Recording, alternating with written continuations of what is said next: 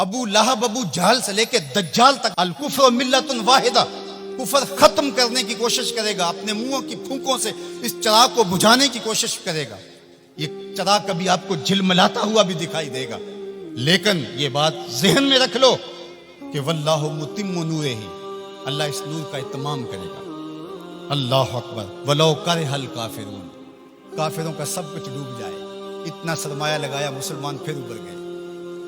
منگولوں نے کیا کچھ نہیں کیا تھا، بغداد کو اجاڑ کے رکھ دیا، دریائے دجلہ کا بند توڑ دیا، انسانی کھوپڑیوں کے مینار تعمیر کیے گئے، 1.25 لاکھ لاشیں تہہ خانوں سے ہم نے نکالی، اور کوئی نہیں کہتا تھا کہ مسلمان اب دوبارہ اٹھ پائیں گے، لیکن ہے یا یورش تاتار کے افسانے سے پاسباں کعبے کو مل گئے صنم خانے سے۔ ان اللہ یؤید ھذا الدین بید الرجل الفاجر، اللہ برے لوگوں سے بھی اس دین کا کام لے لیتا ہے۔ واللہ متم نورہ، وہ اس نور کو ہر صورت میں پورا کر کے دکھائے گا۔ یقین کا چراغ ہمارے ہاتھ میں تھما دیا، یہ چراغ کبھی بھی آپ کے ہاتھ سے نہیں چھوٹنا چاہیے کہ دین غالب ہوگا۔ هو الذی ارسل رسولہ بالہدی ودین الحق لیظہرہ علی الدین کلہ، اللہ تعالیٰ نے رسول کو حق اور ہدایت کے ساتھ مبعوث اس لیے کیا ہے کہ تمام ادیان پر دین اسلام کو غالب کرے گا، اگرچہ مشرکین کو ناپسند ہو، ساری ان کی محنت ڈوب جائے گی، ساری کمائی ڈوب جائے گی، اتنا سرمایہ کیا، یہ ٹیکنالوجی کے کھڑے کیے گئے پہاڑ، یہ خریدے گئے غدار، یہ کائنات کے اندر ان کے عالی دماغوں کی محنت، دسیسہ کاریاں، پھیلائے گئے جال، یہ سب ضائع ہو گیا، اور اسلام جب اٹھتا ہے تو پھر اسلام اٹھ کے کھڑا ہو جاتا ہے۔ واللہ متم نورہ، اللہ اپنے نور کو ہر صورت میں اس کا اتمام کرے گا۔ اب اتمام دین کے لیے اس نے حضور کے غلاموں سے کام لینا ہے۔ آپ آئے ہو، دھوپ میں بھی بیٹھے ہو، آج عہد کر کے جاؤ کہ ہم اتمام دین کی تحریک میں عملاً شریک ہوں گے۔ اللہ اکبر، اور وہ کس طرح ہوگا؟ اللہ اور اس کے رسول کے ساتھ ہمارا تعلق اگر مضبوط ہوتا ہے تو اتمام دین ہوگا۔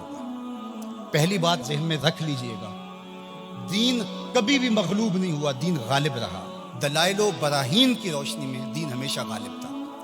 سیاسی طور پہ ہم مغلوب ہوئے اور ٹیکنالوجی میں ہم مغلوب ہوئے، مختلف جگہوں پہ مختلف ذرائع میں ہم مغلوب ہوئے، لیکن اپنی فطری صداقت کے اعتبار سے دین کبھی مغلوب نہیں ہوا۔ دیگر عنوانات سے ہماری مغلوبیت ہے، اسلام اپنے فطری مزاج کے ساتھ غالب ہے۔ اللہ اور اس کے رسول کے ساتھ ہمارا تعلق مضبوط ہونا چاہیے، سطحی نہیں ہونا چاہیے، ہمارا تعلق مضبوط ہونا چاہیے۔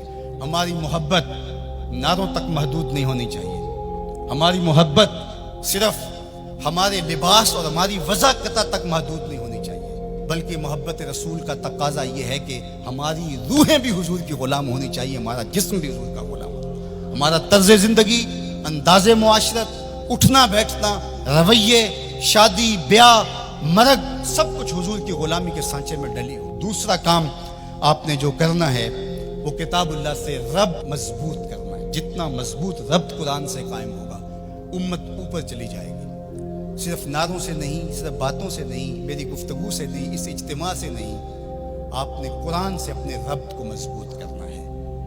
کوئی دن آپ کا نہ گزرے قرآن کے بغیر۔ ہم اپنے ابلاغ کو مؤثر بنائیں، اور یہ صرف مبلغین کے لیے ہی نہیں ہے، یہ ہر شخص ذمہ دار ہے کہ وہ حضور کے دین کے میسج کو آگے منتقل کرے۔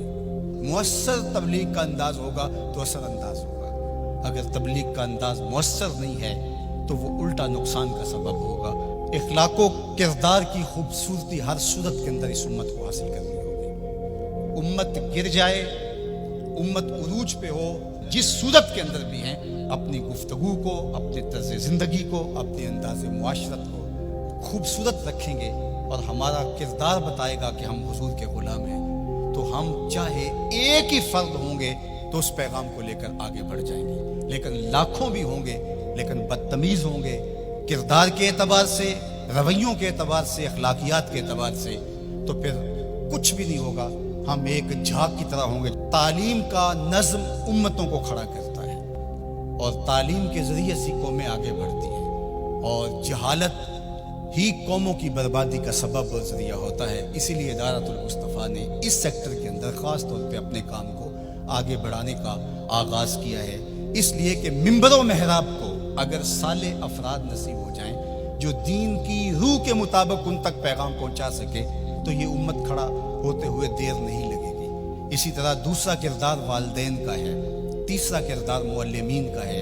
امت سازی کے عمل میں یہ 3 کردار انتہائی اہم ہیں، اور چوتھا کردار دور موجود کے اندر میڈیا کا ہے، جس سے ہم سر دست کوئی توقع نہیں رکھ سکتے، لیکن یہ 3 کردار جو ہیں یہ انتہائی اہم ہیں، ان کرداروں کو ہمیں سنبھالنا پڑے گا۔ غلبہ دین کا شوق جنون کی حد تک ہمارے سینے میں موجود ہونا چاہیے، لیکن یہ بات ذہن میں رکھے کہ اگر ہم یہ نہیں کر پاتے تو ہمارے ذمے نہیں ہے، ہمارے ذمے جو ہے وہ کوشش اور محنت کرنا